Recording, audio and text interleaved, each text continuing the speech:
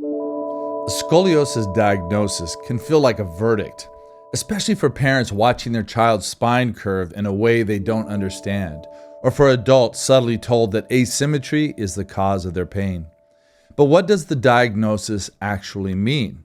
And more importantly, what can be done about it? My guest today is Dr. Lise Stolze, a doctor of science in orthopedic physical therapy and a scoliosis and spinal condition specialist for adolescents and adults. Dr. Stolze is a Schroth educator certified through the Barcelona Scoliosis Physical Therapy School and Scientific Exercise Approach to Scoliosis. And she is an active member of the International Society on Scoliosis Orthopedic and Rehabilitation Treatment. She owns Stolze Therapies, Scoliosis, Spine and Movement Arts in Denver, Colorado, an orthopedic physical therapy clinic and studio for Pilates, fitness, and movement. Her doctoral dissertation on identifying patients with low back pain most likely to benefit from Pilates-based exercise was published in the Journal of Orthopedic and Sports Physical Therapy.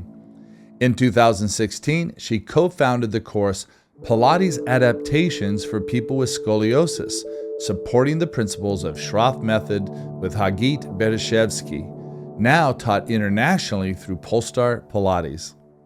In this conversation, we unpack what scoliosis actually is, structural versus functional, adolescent idiopathic versus adult onset, and why a 10-degree curve means something very different than a 60-degree curve. We explore the research behind bracing combined with Schroth therapy, why sagittal plane posture often matters more than the curve you see from behind, and how movement education can prevent progression, reduce pain, and restore quality of life at any age.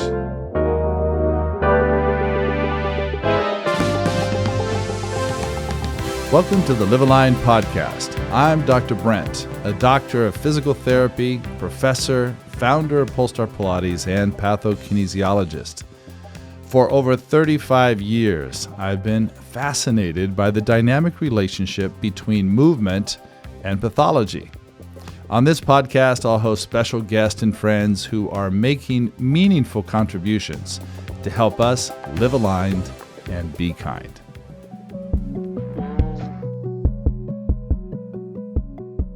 What do you believe you should be able to participate in? Do you believe there's anything preventing you from participating? Belief is one of the strongest predictors of one's ability. Dynamic alignment extends beyond just the body. It applies to the alignment between your belief and your reality, living in confidence. At Polestar Pilates, teachers are taught to create positive movement experiences without pain that align the belief with reality and restore confidence. Looking to live aligned? Find a Polestar Pilates graduate near you.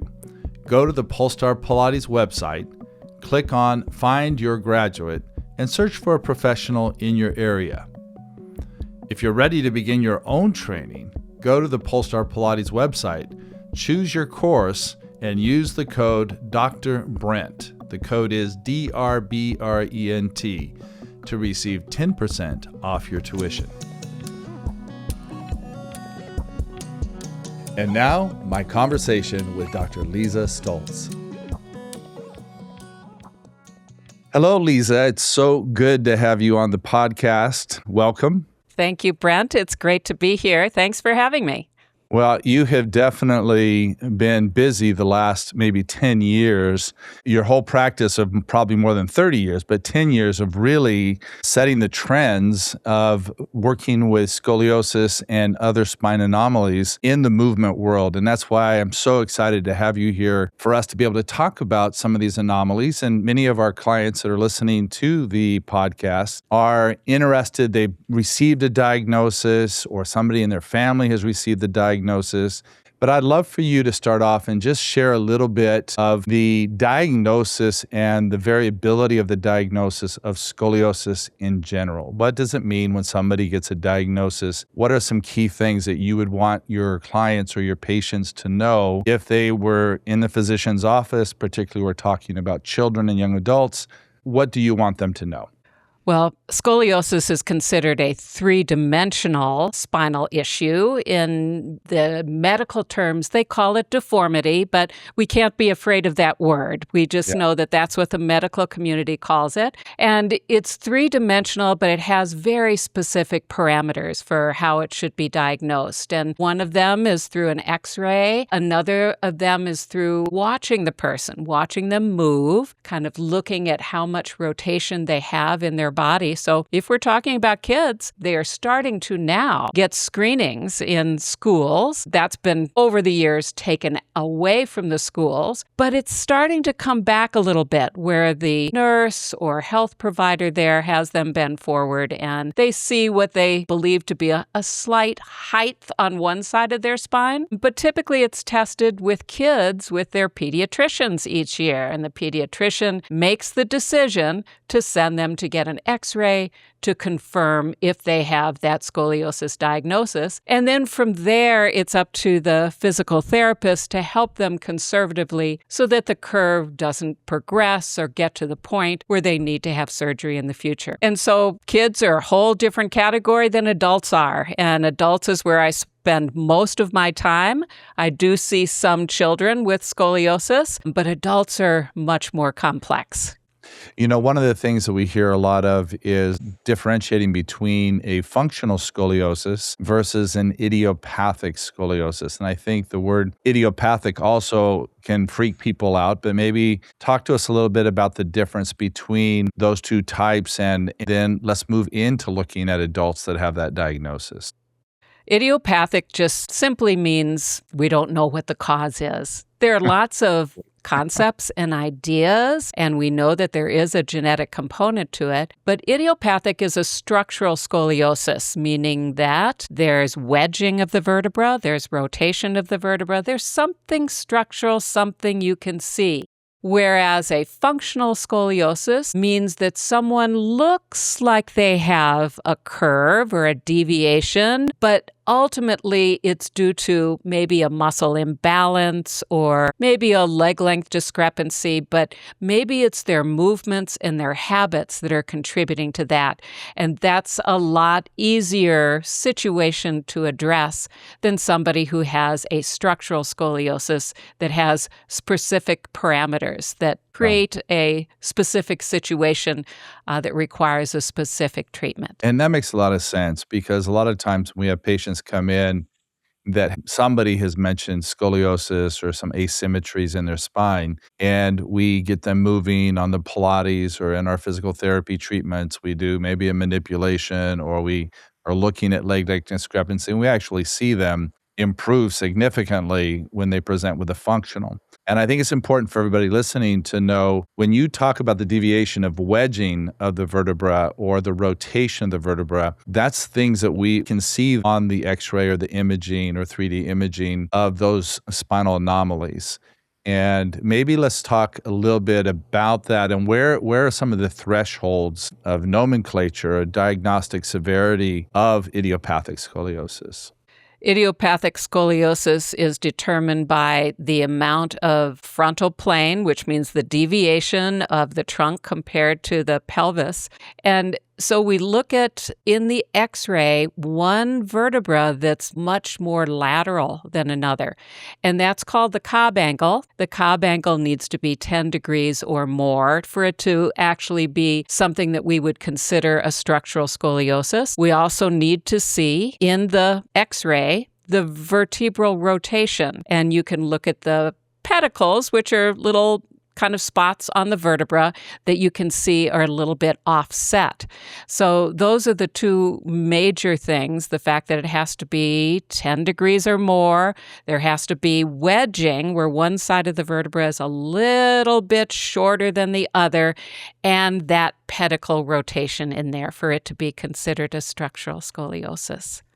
And when we think of symptomology and what people feel, what they experience with scoliosis, a lot of it is asymptomatic.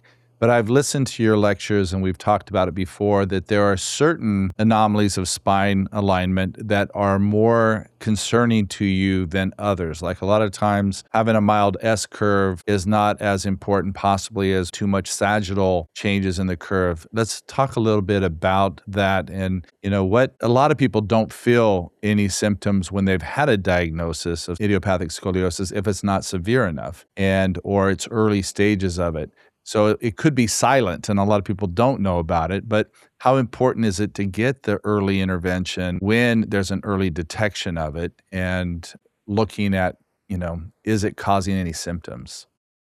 Well, with idiopathic scoliosis that eventually people grow up with and they become an adult with that adolescent idiopathic scoliosis. And Weinstein, who is a major contributor to research in scoliosis, has determined that there are certain thresholds of the amount of curvature in the spine that will determine how much progression there is. So let's say if you had something under 30, there wouldn't be much of a chance for progression of a 30-degree Cobb angle, whereas once you get to 60 degrees, then you start getting into a 1 to 2 degree progression as we grow older. And if the curve is even more severe than that, then we can get up to about 3 degrees of progression per year. What's the age of that assessment? Like when are you looking at maturity?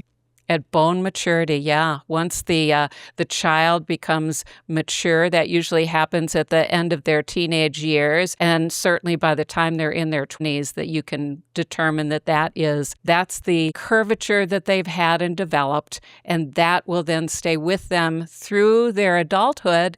But then we're looking at the possibility of progression at that point.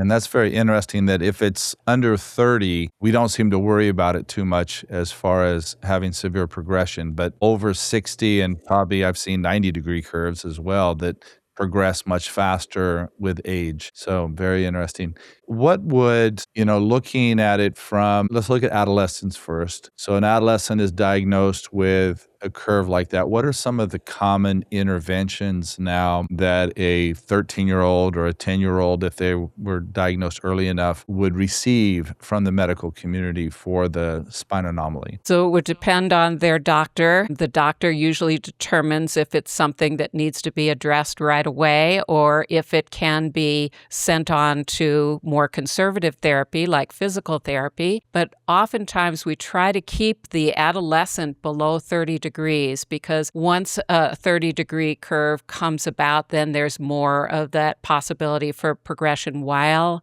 their bones are still growing. You also need to take into consideration what their bone maturity level is. And oftentimes we take a look at a Risser score or a Tanner score, looking at the bones in the hands and the iliac crest, just to see what the growth pattern is. So if they have still a lot more growth to go and they're at 30 degrees, then that's when there's more of a possibility for intervention, which could include vertebral tethering. And again, the doctor has a very specific protocol for whether or not that patient is eligible for vertebral tethering, or if they're looking for more advanced surgical techniques or more severe cervical techniques, then you're starting to look at fusion.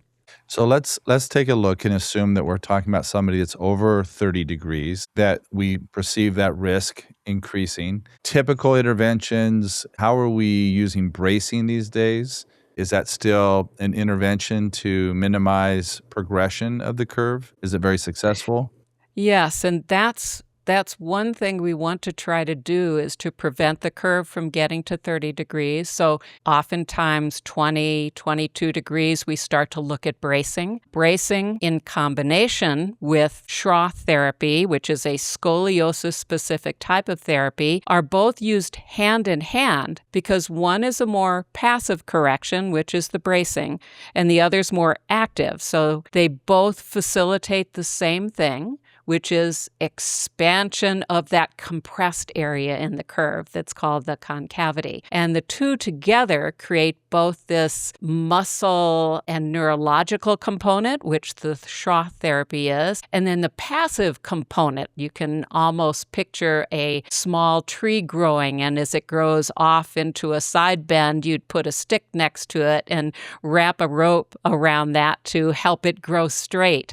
So that would be the passive correction of the brace, but the two together are found to be most productive. So, Lisa, you mentioned that when we look at the adolescents and we see that they're approaching 30 degrees, as a preventative measure, we want a combination of both bracing and the active intervention using the Schroth method as a physical therapist. My curiosity is, do we have statistics on the prognosis for the youth that are doing both? Are we able to prevent that curve from progressing to that 30-degree plus with good cooperation from the patients? Yes, there have been studies done that have shown that the combination of bracing and Schroth therapy has helped to prevent people from getting to that threshold. So yes, there are many studies now that the braced study, which was done, I think it's been about 10 years since Weinstein did the braced, BRAIST, for anyone who wants to look it up. But it was a phenomenal study on bracing that showed that wearing the brace, it can be anywhere from 12 to 18 hours, but certainly 18 hours is the gold standard, that the children in the study who were wearing the brace got so much better, had so many better outcomes in the brace that they had to stop the study in order to let the control group, who was not wearing the brace, allow them to have that brace intervention.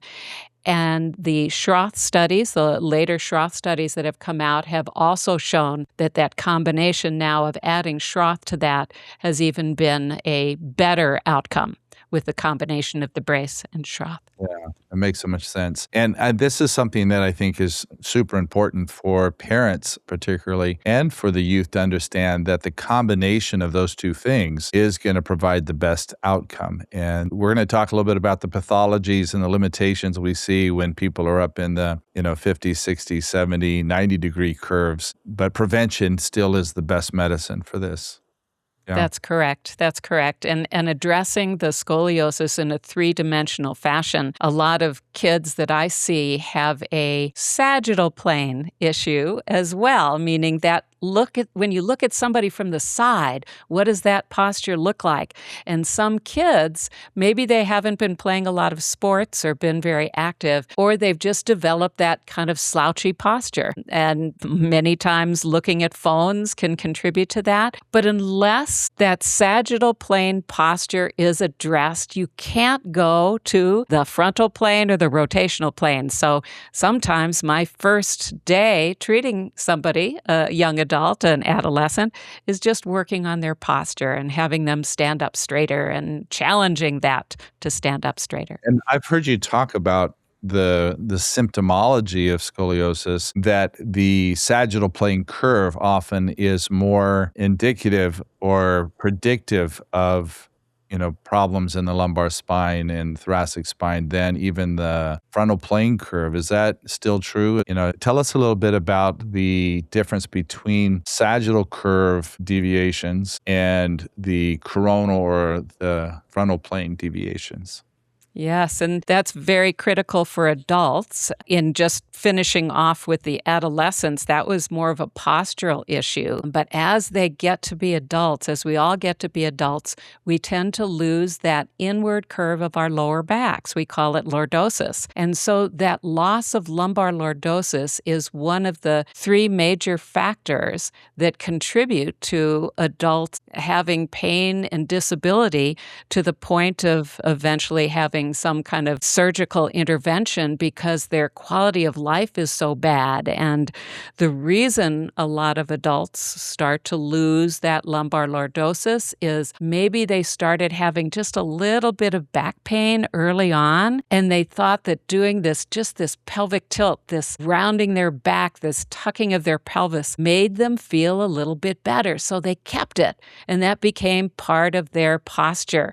Well, now gravity then tends to accelerate that. And then that tends to put them in that kind of more flexed posture. We know that flexion in the lumbar spine for people who have instability creates more instability and decompression. So that kind of begins that whole kind of waterfall of that cascading effect of spine flexion and forward head posture and knee bending. And that begins what tends to create the most amount of issues for people as they get older, whether they have scoliosis or not.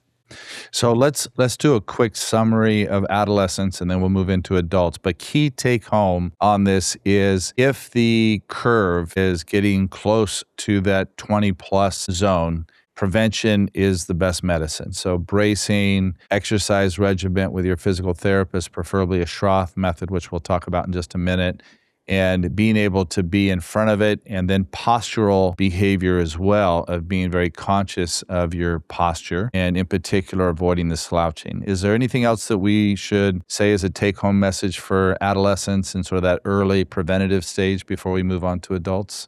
I think for the parents, it's pretty important to be looking and checking your child because scoliosis happens very quickly during a growth spurt. And oftentimes parents feel very guilty for not having caught their child's scoliosis in time. So looking at them as they go through their puberty years, the starting of puberty, particularly age 9 for girls and maybe a little bit older for boys, and to just check them when they bend forward. I even teach parents how to use a scoliometer so they can check to see before the next x-ray comes if that curve is progressing so that they don't miss a big growth spurt that they could have had that early intervention with the types of things you just summarized there. And I would even think that the parent could be the best person to be able to just check your kids out, even from the time of 8, 9 years old. Look at what they have in that age and then check them out and see if it changes at all as they start going through puberty. Again, you don't have to be obsessed about it. You're not making the diagnosis, but if you see something that looks asymmetrical, get it ruled out, get it checked out. And again, knowing to take the fear away is that prevention is way better than waiting for somebody to have a progression of those curves that could potentially limit some of their function. So prevention, early diagnosis. That's one of the things we talk a lot about in the Live Aligned podcast is to address things early. Don't let fear get in the way or neglect get in the way of those assessments.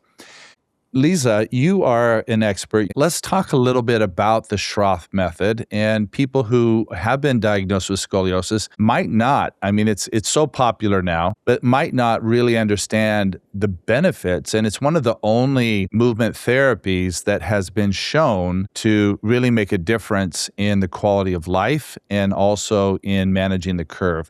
Talk to us a little bit about the Schroth method. You trained in Barcelona at their headquarters and have continued now to be an educator as well for them. So tell us about the Schroth method.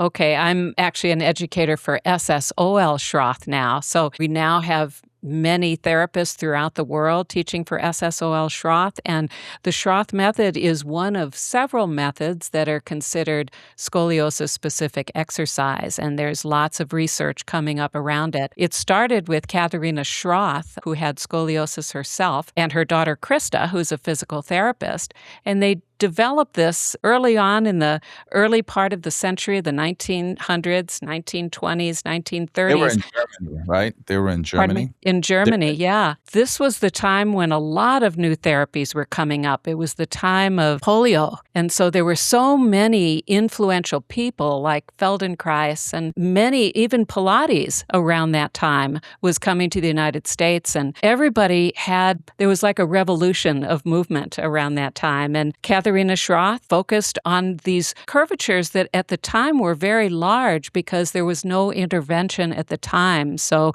if you look at her book on the Schroth method, you'll see these very, very progressed curves, let's say. So she was dealing with some people who had a lot of spine deformity, and she focused on the breath, We call it rotational angular breathing, where you can position yourself to open up or decompress that compressed side, that concave side of your curve, and focus on a very specific breath pattern that helps you expand that area to help reshape the rib cage. So it is very specific to the type of curve you have and to the compressed areas of the curve. And Katharina Schroth would be very proud now to know how much research is going into her method and just how much success so many Right. people have had with it through the years. So many years. I mean, the Schroth has been the only method that has shown any evidence. I remember when you first started studying, and we had an introductory to scoliosis intervention with Pilates, but the only real research that showed evidence of making a change with exercise was coming out of the Schroth faculty and those changes. One of the things that you just reminded me of is one of our basic principles of movement is obviously breath. And the quote that we memorize in Polestar is breath facilitates movement and movement facilitates breath. And that we think of breath as being a tool, not a rule. Like you mentioned that you can position their bodies in different orientations or different tensions and then use breath as the facilitator of that intervention. What are some of the tools that are used inside of the Schroth method? If somebody was to go visit you, what kind of tools do you use to facilitate that change? Obviously, the first one is decompression or axial elongation. So very similar to, what Polestar teaches and Pilates has taught for a long time. There are so many parallels. That idea of decompressing the spine, because gravity tends to compress people more into their curve pattern. So getting them out of gravity first is usually where we start to try to focus on breath and alignment. So the first visits usually focus on getting out of gravity and then coming back into gravity and trying to apply what you just learned out of gravity to now being in gravity, reducing compression. So axial elongation and expansion are like the overall writing principles of the Schroth method. And then from there, we go into the more specific, we say, corrections, postural corrections that help facilitate those very specific areas in the curve that need to be expanded, opened up. Yeah, very unique to that individual. And there's so many different variations of the curves that you really need an expert like yourself and those of us who have been trained in it to be able to assess what might be some of those unique curvatures that we want to venture into. Going back in the olden days, looking at trying to correct a curve, it was really focusing on reversing concavity and convexities. And we have learned that a lot of times when you're trying to do something like that without the axial elongation, without the expansion component, that you actually could make things worse and use certain transitional segments of the spine that do become a problem. I remember years ago, Lisa, I think even before we met, I was still in Sacramento and I had a patient of mine that had over a 70-degree curve. He was in his late 70s. He was a marathoner and never had pain. And when he came to me, I sort of had this idea that I was going to be the healer and the corrector of his curve. And so doing some myofascial release in that lumbar concavity, I actually created a problem for him. Like he had never had problems before. And it made me very aware. Sometimes we unfortunately do things and we learn from those things but it was not the right intervention for him. He already had found his method of stabilizing. And he was able to have balance and function to the point that he was running half marathons in his 70s with a 70-degree scoliosis and had never had surgery, he was maybe before that time. But I think sometimes too, a lot of movement practitioners, we see it in the Pilates world, we see it in the yoga world, we see it in the fitness world, get an inkling of what scoliosis is and scoliosis treatment. And we see them trying to correct it. And sometimes if they don't understand some of the fundamentals, they can actually make things worse, sort of like what I did, 37 years ago. Maybe your thoughts on that? I mean, you've seen a lot, and because you've trained so many people and people coming with an interest to work with scoliosis, what are some of the things that, you're cautious about or you're worried about when you see somebody just trying to fix a curve? Well, and this is one of the things that we were looking at when we did our study. We did a study on how and what type of people we want to modify positions and exercises for. But this is based on a study on research by Schwab, who took maybe I think it was about 600 to 800 patients, looked back on them to see which ones eventually needed to have surgery and which ones didn't. And what were the criteria? What did those people who have surgery, what did they have in common so that doctors could determine if somebody comes into them, an adult with pain and disability, what kinds of things could they look for that would tell them this person needs to have fusion surgery, or these people can have more conservative therapy. And the three things that stood out was 1, the sagittal plane, that lack of lumbar lordosis, right? That rounding of the back, that falling forward. 2 was having a lumbar curve. So if you have a lumbar scoliosis curve, you tend to be more at risk. In the frontal plane. That's the frontal plane. That's scoliosis. Yeah. And Yeah. then the final thing is also in the frontal plane. The final criteria is how much does the trunk shift relative to the pelvis. So those three things. And what we look at mostly in adults is that instability in the lumbar spine, especially if they have that lumbar curve. Those are the people that we need to take a little bit more precaution with as far as how we treat them and our recommendations for them in their everyday lives and their fitness exercises. Yeah. I've heard you say many times when we look at these yellow flags, people based on their function, what do you desire to participate in? So if I was your client, let's say I'm in my 30s and I want to play golf and I have a 40-degree curve, what would you look at from 1, the intervention, and 2, the coaching of what kind of yellow flags I would need to be aware of? How can I participate somewhat in the things that I want to participate in life as it pertains to quality of life? We've talked about this before, so I really like your answer to this question. Well, first of all, he needs to understand that there is a risk if he has a lumbar curve and if he has poor sagittal plane posture. So those would be 2 things that we can work on in the clinic. Coming back to that, don't keep getting back to that, right? But I mean, there are these people who have such a passion for dancing, for playing golf, for rotational sports, and their life would be miserable without it. So you have to weigh the risk for doing the sport or activity and how much love and joy it gives to somebody. So as long as they understand the risk and they understand that there may be a certain amount of swings with their golf club in their life, as long as they can kind of do some stability exercises outside of that they should go and enjoy their life as much as possible, and that I will try to help them do some counter work, cross-training for stability, yet they can still go out and enjoy their game. And some people have decided not to continue playing, and that's their decision. I give them the information, they understand what the risks are, and then we just try to work on a plan together that makes them both feel safe and enjoy his life. And I love that. I think that if we look at the ICF model, the International Classification of Function model, one of the main questions is, what do you believe you should be able to participate in? What activities do you want to participate in? And then we look at the pathologies or the movement limitations or their belief model, and we look at the whole person. And when we look at the whole person, it makes it a lot easier to be able to realize what limitations or precautions, but more importantly, what indications. And you mentioned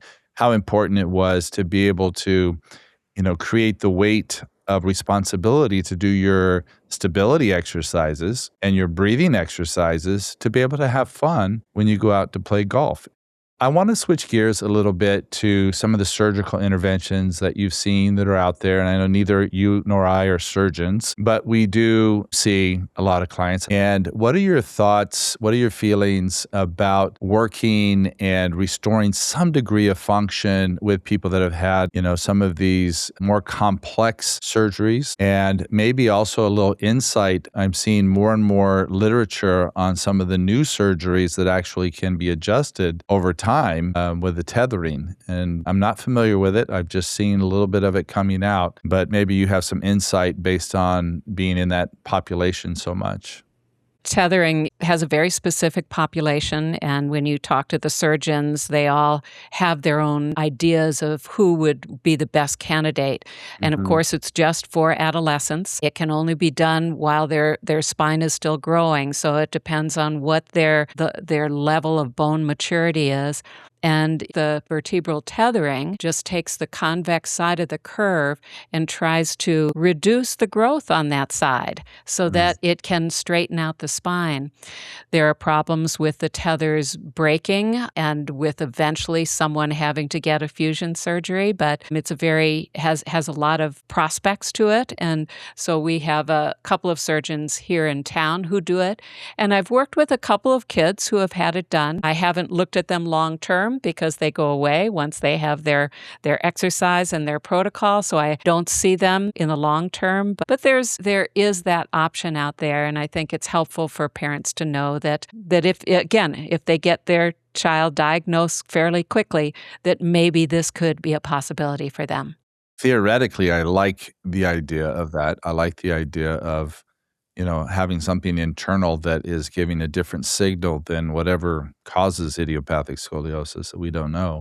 In most of the things that we've seen have been the fusions and multiple body fusions. And, maybe what do we see with that correction? Like, I know somebody that I had worked with before was thinking that they were going to come out of the fusion surgery with a perfectly straight spine, and that was not the intention of the surgeon nor of the surgery. But what have you seen as far as prognosis of especially the severe scoliosis that are eventually going to compromise cardiopulmonary and other movement activities in their life?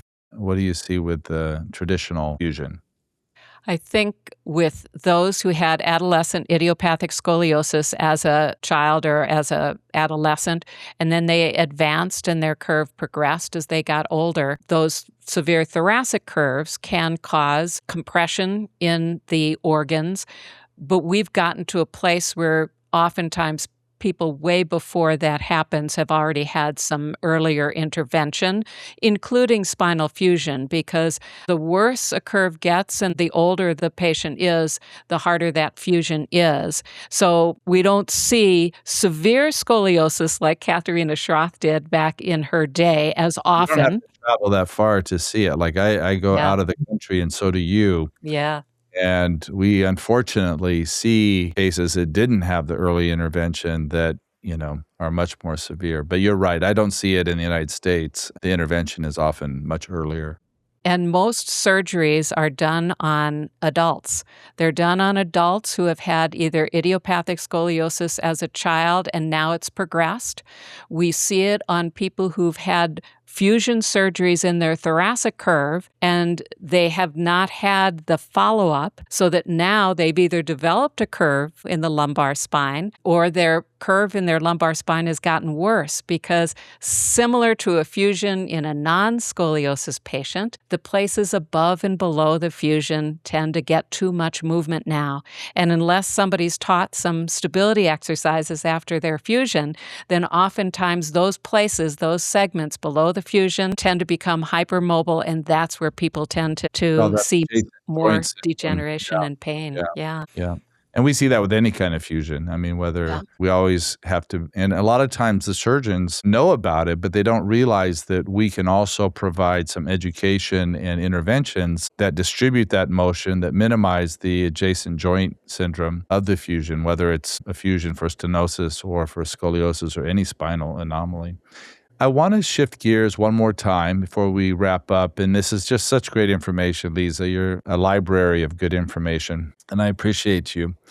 As we look at the exercises and we look at the movement interventions, and let's move into the adult that did not necessitate a fusion, but they're maybe somewhere above 30 and close to 60-degree curves at whatever age. What are some of the benefits that you're seeing from the movement and intervention in the Schroth method?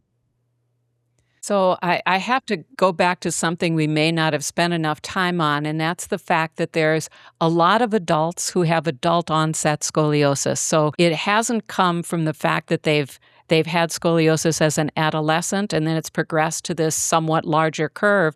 It can be a very small curve. In adult onset scoliosis, it always happens in the lumbar spine because it's due to simply asymmetrical degeneration. They maybe had a hip replacement or they had an injury to their foot where now they're compensating in their gait, and their typical spine degeneration that happens to all of us as we age now has become unilateral, and that has caused a side bend and therefore rotation, which now may be a very small Cobb angle in the lumbar spine, but now it's become something that they have to either look at some kind of injection therapy or fusions, or they come to me and we start working on the Schroth method, which now can help them understand where that compressed area is. They understand how to open or expand it. Then they get strengthening activities to help strengthen that newfound neuromuscular reeducation that the Schroth method has taught them. They come up into their everyday living postures and they learn how to maintain that quote unquote postural correction or scoliosis correction or that decompression.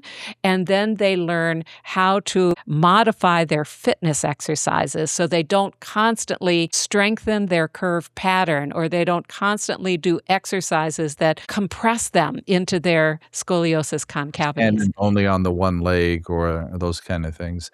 And we're talking now about, functional scoliosis with degeneration and those things as adults, which we see. The other thing that sort of ties into that is the bone density issue that we see on both sides. Somebody that has idiopathic scoliosis and has bone density issues that increases the risk of vertebral fractures.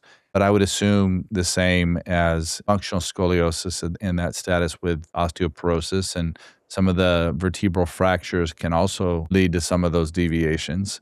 Are you working much with the postmenopausal population that is dealing with scoliosis with the Schroth method? That's mostly who I deal with is postmenopausal women, because oftentimes scoliosis comes up or people learn that they have it during the large hormonal changes in life, obviously puberty, and then childbirth, and then menopause. So with menopause, you are seeing if there is a bone density component to it, you will see if they've already started to side bend, that puts more pressure on that part of the vertebra, and that part of the vertebra starts to compress, and then that leads into more compression on that side and then more rotation.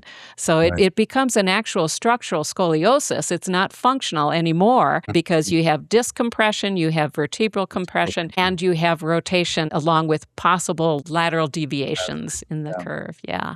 Well, that is wonderful information. I think when we look at our take-home messages here, especially for adults that are experiencing that, and I would like to throw it out there that anybody that's experiencing back pain, there's some very good tools that are built in the Schroth method, in the Pilates method, to be able to distribute movement, to improve posture, to use breath as a tool. The axial elongation you talked about that's so important for any of these individuals, whether it's structural, idiopathic, or functional, that we look at the strategy of movement.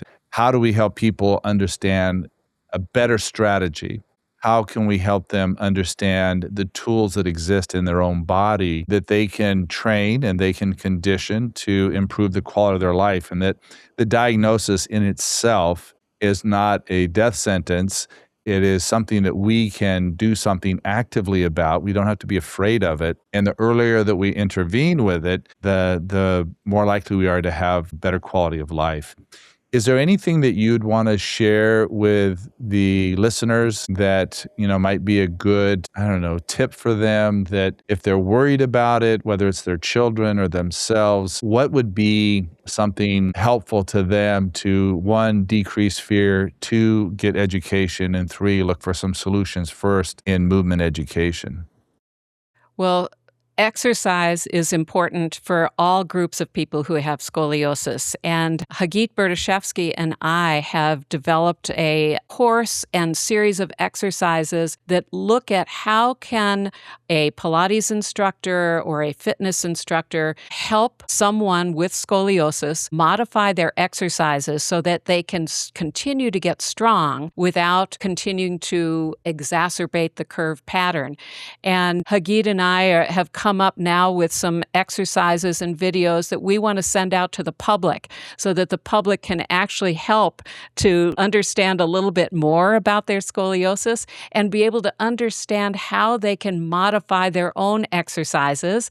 Always it's good to see a specialist first just to make sure you're on the right path. But in many of these cases, people can still do plenty of exercise as long as they understand what they're dealing with and understand how they can modify. There are lots and lots of options for people with scoliosis to live their lives and create a better outcome for their spines. That's great. And Lisa, we would be more than glad to be a vehicle of sharing anything that you'd want to go public. We'll definitely put your links inside for anybody listening that would like to know more or to learn or take some of these courses as a healthcare practitioner. Lisa, it's always a pleasure. You are so filled with great information and knowledge. Polestar has one of Hagit and Lisa's courses for Pilates teachers. That is a course that we offer that is very much appreciated, and becoming educated and able to provide that good information to clients that they have in their local cities and towns and communities. Thank you so much, Lisa. Thank you so much for everything you've done, Brent. It's great to see you. Likewise. Thank you for joining the Live Aligned podcast. If you like what you hear, please let us know by leaving a review on your favorite platform. If you have comments or questions, please leave me a message at drbrentanderson.com. You can follow me on Instagram at drbrentpt. To take a deeper dive into the science of movement, check out my new book, Principles of Movement, available on Amazon. Live Aligned Podcast is produced and edited by Gabe Anderson. Music and sound designed by Delver. Special thanks to my team, Elizabeth Jimenez, Melissa Pereda, Cesar Maya, Gary Bentz, and Charlie Zuckerman. I also want to thank the team at Polestar Pilates for sponsoring and supporting us with technology, marketing, strategy, and much, much more. Thanks again for listening. Live aligned and be kind.